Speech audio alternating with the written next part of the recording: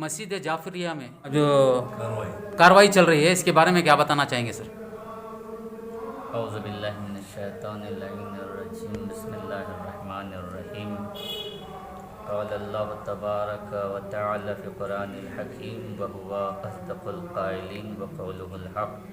بسم اللہ الرحمن الرحیم، هل جزاء الاحسان الا الاحسان۔ یہ پروگرام جو چل رہا ہے اس وقت مسجد جعفری میں، یہ جناب ابو طالب جو کہ محسن اسلام تھے، جن کا اسلام پہ بہت بڑا احسان ہے اور جنہوں نے اپنی گود میں 2 بچوں کو پالا، ایک رسول بنا اور دوسرا کل ایمان بنا، یعنی ایک حضرت محمد مصطفیٰ صلی اللہ علیہ وسلم اور دوسرے حضرت علی ابن ابی طالب علیہ السلام، اور دونوں نے مل کے اسلام کی نصرت کی، اور ان کو سکھانے میں جو ہاتھ تھا وہ جناب ابو طالب علیہ السلام کا تھا۔ اور ابو طالب علیہ السلام حضرت محمد مصطفیٰ صلی اللہ علیہ وسلم کی حیات کو بچانے میں اپنی اولاد کی قربانیوں کو ہمیشہ پیش کرتے رہے۔ اس دور میں کہ جب کہ رسول کی جان کا خطرہ ہوا کرتا تھا تو رسول کو ہٹا کر اپنے بیٹوں کو سلا دیا کرتے تھے تاکہ رسالت بچ جائے، چاہے میرے بیٹے قربان ہوں۔ یہ ہے بہترین جو ہے شیوہ ابو طالب علیہ السلام۔ اور ظاہر سی بات ہے کہ حضرت ابو طالب وہ شخصیت ہے کہ جس نے رسول گرامی اسلام کا عقد پڑھا۔ عالم اسلام سے میں ایک بات کہنا چاہتا ہوں کہ جو شک کرتے ایمان پر حضرت ابو طالب علیہ السلام کی اسلام کب لائے، وہ یہیں سے سمجھ لیں کہ جو رسول گرامی اسلام کا عقد پڑھے، کیا وہ بغیر ایمان کے ہو سکتا ہے؟ ہرگز نہیں۔ رسول کسی ایسے سے اپنا عقد پڑھوا ہی نہیں سکتے ہیں کہ جس کے پاس ایمان نہ ہو۔ آج ہم انہی کے سوگ میں بیٹھے ہوئے ہیں اور اسی سلسلے میں یہ پروگرام چل رہا ہے۔ وآخر دعوانا ان الحمد للہ رب العالمین۔ جی بتائیے۔ السلام علیکم۔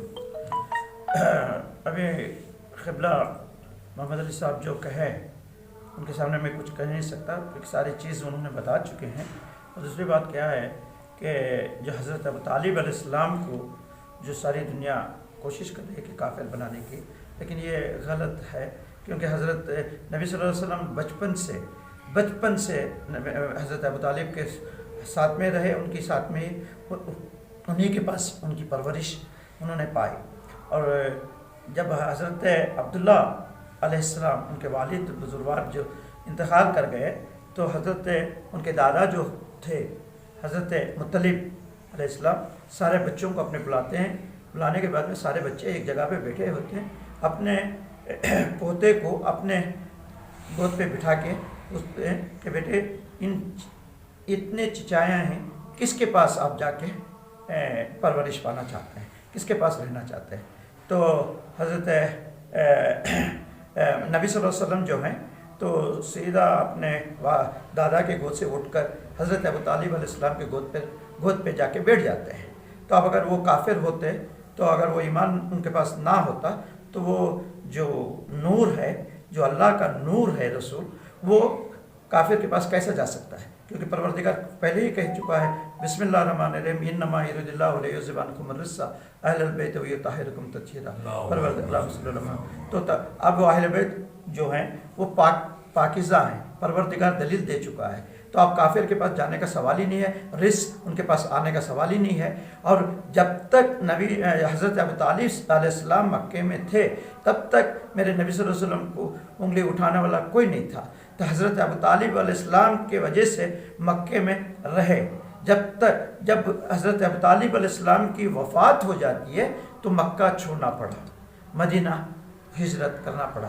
تو آپ سوچئے کہ میرے نبی صلی اللہ علیہ وسلم اپنے بھتیجے کی پرورش اس طرح کر دیتے کہ اپنے بچوں کی جگہ پہ نبی صلی اللہ علیہ وسلم کو سلاتے تھے، کیونکہ انہوں نے مطالعہ کر چکے تھے کہ یہ میرا جو بھتیجا ہے معمولی شخصیت نہیں ہے، یہ اللہ کا نور ہے، ابھی آخری رسول بن کر آیا ہے، ساری دنیا میں امن و انصاف قائم کرنے کے لیے آیا ہے۔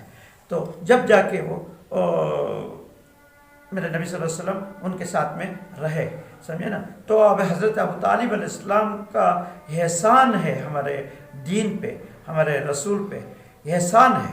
حضرت ابو طالب علیہ السلام جب تک میرے مولا، تو میں آپ کو یہ دوسری بات یہ کہنا چاہتا ہوں، جب نبی صلی اللہ علیہ وسلم چھوٹے تھے، جب راستے میں جا رہے تھے، بازار میں جا رہے تھے، تو ابو لہب نے اپنے بچوں کے ہاتھ میں پتھر دے کے مرواتا تھا، تو خون سے لت پت ہو جاتے تھے۔ جب گھر پہ آتے تھے تو پوچھتے کہ کون مارا آپ کو؟ حضرت ابو طالب علیہ السلام نے بولا کہ ایسے کہ ایسے لوگ مارے میرے کو، میں جب بھی جاتا ہوں تو بچوں کے ہاتھ میں پتھر دے دیتے ہیں، مجھے ماروا دیتے ہیں۔ تو دوسرے دن جو ہے حضرت ابو طالب علیہ السلام اپنے بیٹے حضرت علی اپنے ابن ابو طالب علیہ السلام کو ساتھ میں بھیجتے ہیں، بیٹے تم ان کے ساتھ میں جانا۔ جب حضرت علی علیہ السلام جب نبی صلی اللہ علیہ وسلم کے ساتھ میں جا رہے تھے تو کوئی بچہ پتھر پھینک کے مارا تھا، تو وہ پتھر لے کے کسی کا ناک توڑے، کسی کا سر توڑے، کسی کا تو یہ جو ہے شکایتیں لے کر حضرت ابو طالب علیہ السلام کے پاس آتے ہیں۔ اس سے پہلے جو ہے نبی صلی اللہ علیہ وسلم جب انہوں نے کہا، جب شکایت کیے تھے کہ بھئی میرے محمد کو تمہارے بچوں نے پتھر سے مارے، تو انہوں نے مذاق میں اڑا دیے تھے، بولے کہ یہ بچوں کی بات لے کے کہاں آ گئے ابو طالب، تو سمجھے نا۔